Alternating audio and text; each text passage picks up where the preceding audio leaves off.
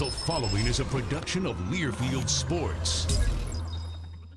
After a couple of very competitive games at Ferris State, the Wisconsin hockey team is back at the Kohl Center this weekend to take on Arizona State, the fledgling Division I program. I'm Brian Posick, the radio voice of the Badgers. Head coach Mike Eaves will join us next on the Badger Hockey Digest.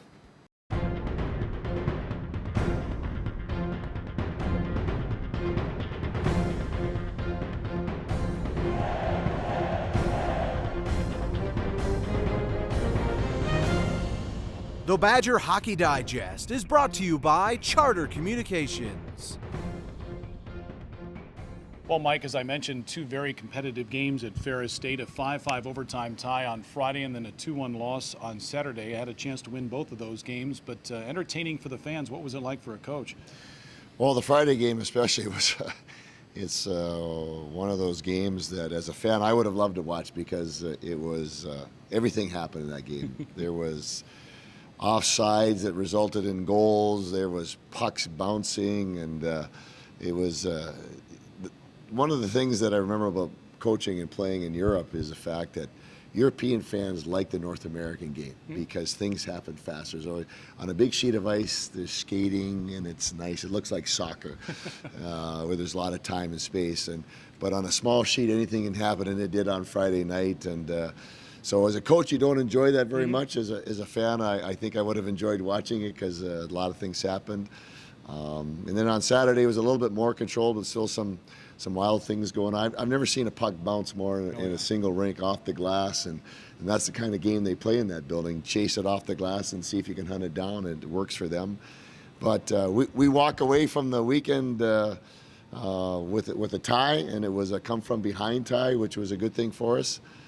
In watching the video on Sunday, as you said, Brian, we could have won that game on Saturday very easily. We had such good scoring chances, just couldn't find the back of the net. So as disappointed as we were coming out of there, we still see as a coaching staff real good things and walk away from there and come back and get at work this week and see if we can pick up a couple wins this weekend. Yeah, among the good things that we saw, especially Friday, the Badgers putting the puck away 5 times, 4 goals in the second period, 2 on the power play. Grant Bessie with a fantastic wraparound in front of the net, and then a perfect 2-on-1 with Will Johnson and Adam Rockwood. Some of the things that we've been hoping to see, and we saw that on Friday night. Yeah, good things. I mean, finding the back of the net on Friday was always fun, and that gives guys confidence. And so now we have to keep building on that, and I think that they've tasted that a little bit, which is good, and now we've got to find a way to win games, and that was what we talked about Saturday after the game. What are we missing? What elements are we missing? And we've addressed that this week as we looked at game videos, and we'll step forward and see if we can fix that. Yep. The Badgers are playing at more pace this season. If you come out to the Kohl Center this weekend, you'll notice that. One young man that always seems to play at a high rate of pace is senior defenseman and co-captain Kevin Scholes. Kevin, I don't know how many minutes you averaged per game last year. Did you ever find out how much you actually played last season? No, I didn't know. Don't know. I just kind of just go. I don't know. I grew up playing a lot of pond hockey. Just kept going no matter what, and I don't know. It's kind of natural, I guess. Yeah. You ever get winded out there? Sometimes, yeah. Yeah, if I'm going against a guy who's Eddie Whitco's size, it's a little bit tougher. But yeah, sometimes I get tired. Mike, Kevin, I'm not sure how many minutes he logged a year ago. Could have been 30 a game. It seemed like he was out there all the time. He just has this ability inside his body. He doesn't seem to get tired ever. Well, from a physical standpoint, pound for pound, he could be one of our strongest young men on the team. And then he's in such great shape. And when people talk about being in shape, he's going to work, he's going to go out on his shifts, and he's going to get tired. That's just the way the body is. But because of him being in shape, he recovers very quickly and is allowed to get back out there again and perform at a high level. So he has those two things going for him, which allow him to play the minutes that he can and be very effective. Yep, he's been effective, and Eddie Whitco's been effective again this season. Coming up this weekend, it's Arizona State, a newbie to Division I hockey. More on the Sun Devils coming up in just a moment. Game night. That magical weekly gathering where lands are conquered. And you get trapped in the dungeon that is your bedroom. But you've got blazing fast spectrum internet, so Kevin and his friends have enough bandwidth to play together, and you have enough left over to find a new apartment. Get 60 megabits of dragon-slaying speed with Spectrum Internet. Where will it take you? This is Andrew Zielsdorf. He plays hockey. This is leukemia. It's bad business. This is Andrew's oncology team. They love Andrew. They don't like leukemia. And thanks to them, Andrew is now cancer-free. Booyah. They are the world-renowned physicians, scientists, and nurses at the American Family Children's Hospital, pioneers in pediatric cancer care. UW Health. Remarkable. I was talking to somebody earlier this week and said, yeah, Wisconsin's playing Arizona State. And they said, Arizona State has hockey? And they do. In fact, they've had a club team for a lot of years. A couple of years ago, they won the American Club Hockey Championship.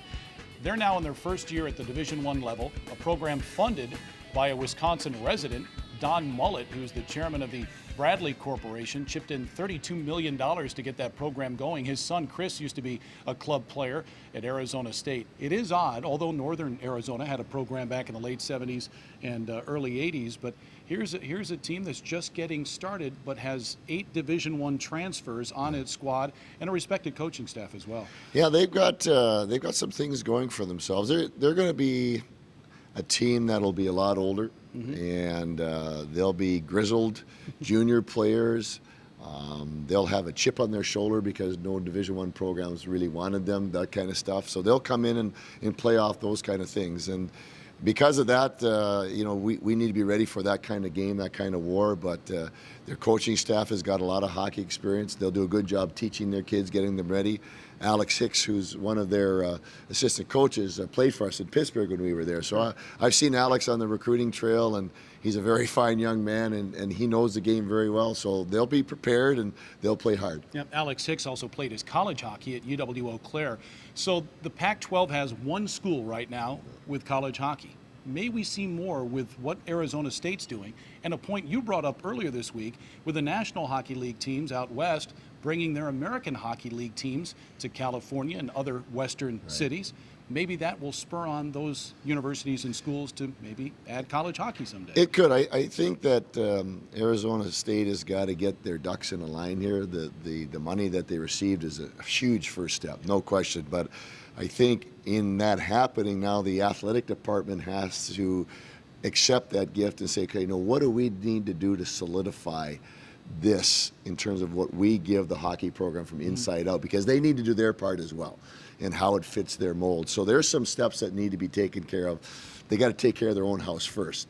But in saying that, the point about LA and Anaheim and Vancouver, all these Western teams in the National Hockey League now have their farm clubs out west, and that's going to spur a lot more local interest about hockey in those areas. And I think that hasn't been talked about very much, but that could be a factor in giving that area a B12 shot for hockey, and will create a buzz and excitement, and then people will want to say, well, why doesn't college have it? So it's something that I'm not saying, and we said this on Monday, the press conference, it's not a 3 to 5 year project, but it could be something that will have some fruition down the line for colleges should that interest rise because of the pro hockey presence. Sure, and there's been speculation maybe the Big Ten is looking to add Arizona State. Before I let you go, it probably doesn't matter if it's Arizona State, Boston College, Minnesota. You're playing this weekend. Time to get a couple of wins, right? Yeah, that's a fact. We've talked about it, and I know that the guys know that we're better. They're encouraged by the way they're practicing. The things they're doing in the game is becoming more consistent.